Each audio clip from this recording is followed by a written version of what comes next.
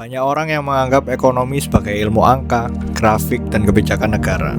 Namun dalam buku Prinsipil Ekonomi, Ferry Irwandi justru memulai dari hal yang lebih mendasar. Ekonomi adalah cara berpikir tentang pilihan. Setiap hari, manusia dihadapkan dengan keterbatasan.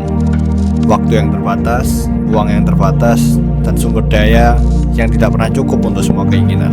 Dari situ, ekonomi hadir bukan sebagai teori abstrak, melainkan sebagai alat untuk memahami satu hal yang sederhana.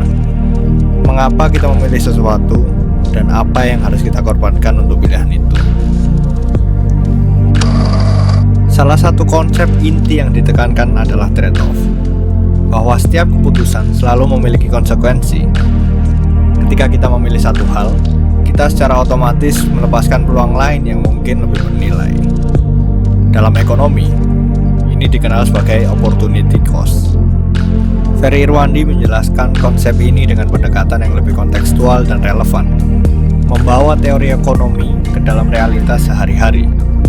Ia juga menyoroti bagaimana manusia tidak selalu rasional. Keputusan sering dipengaruhi oleh emosi, bias, dan persepsi yang keliru. Artinya, memahami ekonomi bukan hanya soal memahami pasar, tetapi juga memahami perilaku manusia di dalamnya. Dengan pendekatan ini, ekonomi menjadi lebih dari sekedar ilmu. Ia menjadi alat untuk membaca pola keputusan manusia secara kritis.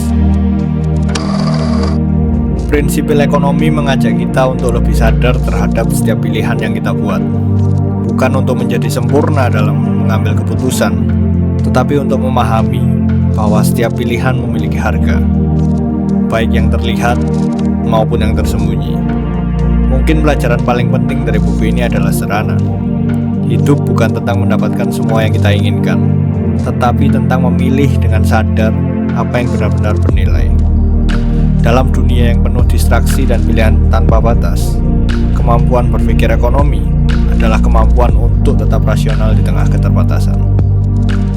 So, what's next?